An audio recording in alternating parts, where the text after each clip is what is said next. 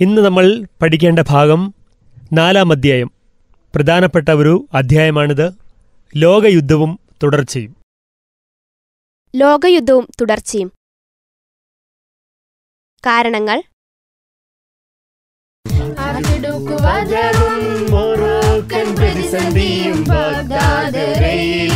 European സമസ്യയും കാരണമായി ലോകയുദ്ധത്തിന് നാശത്തിൻ വിത്ത് വിതയ്ക്കാൻ. വധവും Moroccan പ്രതിസന്ധിയും Baghdad റെയിലും European സമസ്യയും കാരണമായി ലോകയുദ്ധത്തിന് നാശത്തിൻ വിത്ത് വിതയ്ക്കാൻ. സാർ, ഒന്നാം ലോക മഹായുദ്ധത്തിന്റെ കാരണങ്ങൾ എന്തൊക്കെയാണ്? ഒന്നാം ലോകമഹായുദ്ധത്തിൻ്റെ കാരണങ്ങൾ പ്രധാനമായും 4 എണ്ണമാണ്. അതിൽ ഒരു കാരണം പെട്ടെന്നുണ്ടായ കാരണം എന്ന് നമ്മൾ വിളിക്കുന്നു. ബാൾക്കൻ പ്രതിസന്ധി. ജർമ്മൻ ഭാഷ സംസാരിക്കുന്ന പ്രദേശങ്ങളും ജനങ്ങളും ഒറ്റ രാഷ്ട്രമായി തീരണമെന്ന പ്രചാരണം ജർമ്മനിയിൽ ആരംഭിച്ചിരുന്നു. ബാൾക്കൻ ഉപദ്വീപും അവർ ലക്ഷ്യമിട്ടു. ബാൾക്കൻ പ്രദേശങ്ങൾക്ക് വേണ്ടി ആസ്ട്രിയ അവകാശവാദം ഉന്നയിച്ചപ്പോൾ ജർമ്മനി അതിനെ പിന്തുണച്ചു. എന്നാൽ വംശീയതയുടെ അടിസ്ഥാനത്തിൽ ആ പ്രദേശം തങ്ങൾക്ക് വേണമെന്ന് സെർബിയ അവകാശമുന്നയിച്ചു. റഷ്യ അതിനെ പിന്തുണച്ചു. ബാൾക്കൻ പ്രദേശങ്ങളെ ചൊല്ലിയുള്ള റഷ്യയുടെയും ജർമ്മനിയുടെയും താൽപ്പര്യങ്ങൾ തമ്മിലുണ്ടായ സംഘർഷമാണ് ബാൾക്കൻ പ്രതിസന്ധി എന്നറിയപ്പെടുന്നത്. ഇതാണ് ഒന്നാമത്തെ കാരണം. രണ്ടാമത്തത് മൊറോക്കൻ പ്രതിസന്ധി. 1904 ബ്രിട്ടനും ഫ്രാൻസും രഹസ്യമായ ഒരു കരാറുണ്ടാക്കി. ഈജിപ്തിൽ സ്വതന്ത്രമായി ഇടപെടാൻ ബ്രിട്ടനെ അനുവദിച്ചാൽ മൊറോക്കോയുടെ മേലുള്ള ഫ്രാൻസിൻ്റെ അവകാശം അംഗീകരിക്കാം എന്നതായിരുന്നു കരാറിലെ പ്രധാന വ്യവസ്ഥ. മൊറോക്കോയുടെ മേലുള്ള ഫ്രാൻസിൻ്റെ അവകാശവാദത്തെ ജർമ്മനി എതിർത്തു.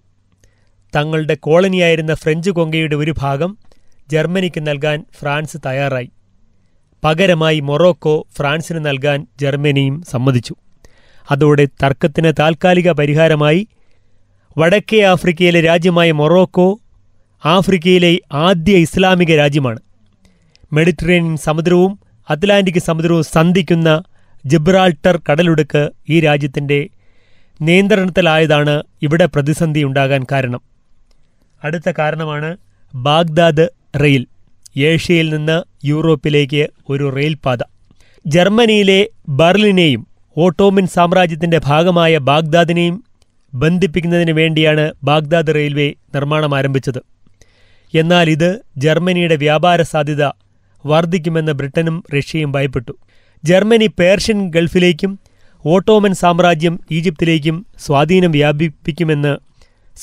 വ്യാപിപ്പിക്കുമെന്ന് ബ്രിട്ടനും ഫ്രാൻസും കരുതി. ഒന്നാം ലോകയുദ്ധത്തിൻ്റെ കാരണങ്ങളിലൊന്നായി ഇത് മാറി. ഇനിയുണ്ടായ കാരണമാണ് പെട്ടെന്നുണ്ടായ കാരണം, ഒരു രാജകുമാരൻ്റെ കൊലപാതകം. സാമ്രാജ്യത്വ രാഷ്ട്രങ്ങൾ ബോധപൂർവം സൃഷ്ടിച്ച പ്രതിസന്ധികൾ ലോകത്തെ ഒരു യുദ്ധത്തിലേക്ക് നയിച്ചു. ആസ്ട്രിയയുടെ സാമ്രാജ്യത്വ പരിപാടികൾക്കെതിരെ സെർബിയ ശക്തമായി പ്രതികരിച്ചു. ബോസ്നിയൻ തലസ്ഥാനമായ സരായോവിൽ വെച്ച് ആസ്ട്രിയൻ കിരീടാവകാശി ആർച്ച് ഡ്യൂക്ക് ഫ്രാൻസ് ഫെർഡിനാൻഡും ഭാര്യയും 1914 ജൂൺ 28 വെടിയേറ്റ് മരിച്ചു. സെർബിയൻ വംശജനായ ഗവ്രിലോ പ്രിൻസപ്പാണ് അവരെ വെടിവെച്ച് കൊന്നത്. 24 മണിക്കൂറിനുള്ളിൽ അതിന് വിശദീകരണം നൽകണമെന്നാവശ്യപ്പെട്ട് ആസ്ട്രിയ നൽകിയ അന്ത്യശാസനം സെർബിയ അവഗണിച്ചു. ഇതേ തുടർന്ന് 1914 ജൂലൈ 28 ആസ്ട്രിയ സെർബിയയ്ക്കെതിരെ യുദ്ധം പ്രഖ്യാപിച്ചു. ഇതോടെ ഒന്നാം ലോകമഹായുദ്ധം ആരംഭിച്ചു. വേഴ്സായ് സന്ധി. ജർമ്മനിയെ ഒതുക്കി നിർത്തി പ്രവശ്യകൾ വീതം വെച്ചു. സൈനിക ശക്തിയും വെട്ടിക്കുറച്ചു. യുദ്ധക്കപ്പൽ അടിയറ വെച്ചു. യുദ്ധോപകരണങ്ങൾക്ക് നിയന്ത്രണവും അവരേർപ്പെടുത്തി. യുദ്ധക്കുറ്റം ചുമലിൽ ചാർത്തി $6.6 കോടി ജർമ്മനിക്കായി പിഴയും വച്ചു. ജർമ്മനിയെ ഒതുക്കി നിർത്തി പ്രവശ്യകൾ വീതം വെച്ചു. സൈനിക ശക്തിയും വെട്ടിക്കുറച്ചു. യുദ്ധക്കപ്പൽ അടിയറ വെച്ചു. യുദ്ധോപകരണങ്ങൾക്ക് നിയന്ത്രണവും അവരേർപ്പെടുത്തി. യുദ്ധക്കുറ്റം ചുമലിൽ ചാർത്തി $6.6 കോടി ജർമ്മനിക്കായി പിഴയും വെച്ചു.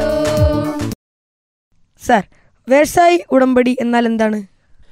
1919 പാരീസ് സമാധാന ചർച്ചകളെ തുടർന്ന് ഒപ്പുവെച്ചതിൽ ഏറ്റവും പ്രധാനപ്പെട്ട സന്ധിയാണ് വേഴ്സായി ഉടമ്പടി.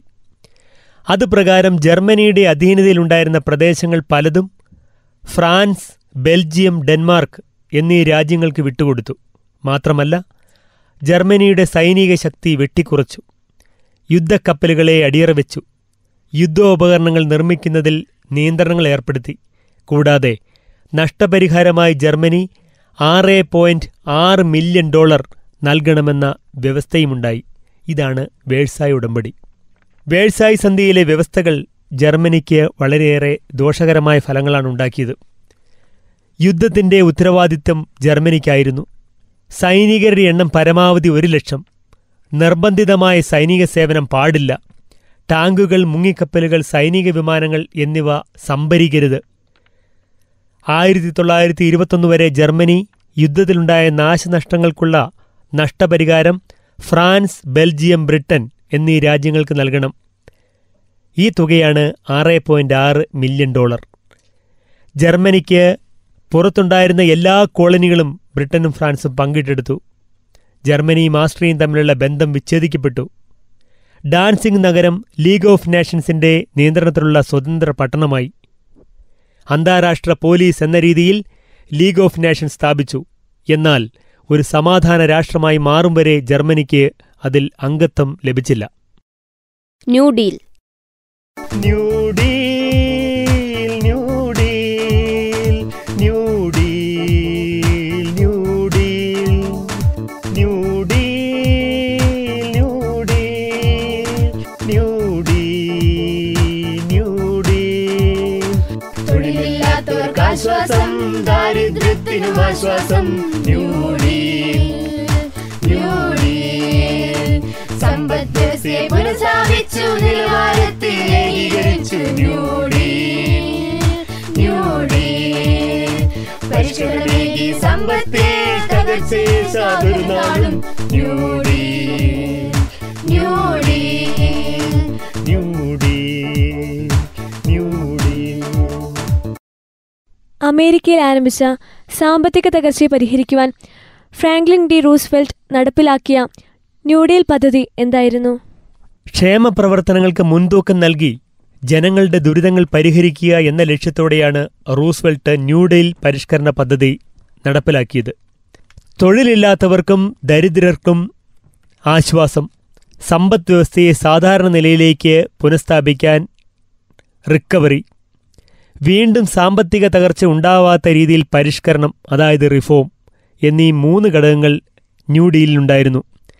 ക്ഷേമപ്രവർത്തനങ്ങൾക്ക് മുൻതൂക്കം നൽകി ജനങ്ങളുടെ ദുരിതങ്ങൾ പരിഹരിക്കുക എന്ന ലക്ഷ്യത്തോടെയാണ് റൂസ്വെൽറ്റ് ന്യൂ ഡീൽ പരിഷ്കരണ പദ്ധതി നടപ്പിലാക്കിയത്.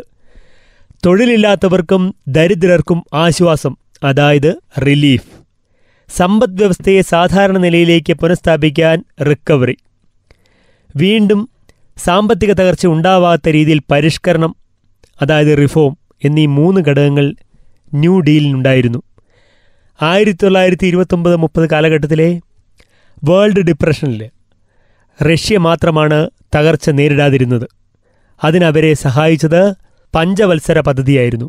അതിന് ബദലായിട്ട് രൂപം കൊണ്ട ഒരു പദ്ധതിയാണ് ന്യൂ ഡീൽ പദ്ധതി. സാർ, റഷ്യൻ വിപ്ലവം ഒന്ന് വിശദീകരിക്കാമോ? 1905 ജപ്പാനുമുണ്ടായ പരാജയത്തിന്റെ ഫലമായി റഷ്യൻ ചക്രവർത്തി ഡ്യൂമ എന്ന പേരിൽ ഒരു പാർലമെന്റ് രൂപീകരിക്കാൻ സമ്മതിച്ചു.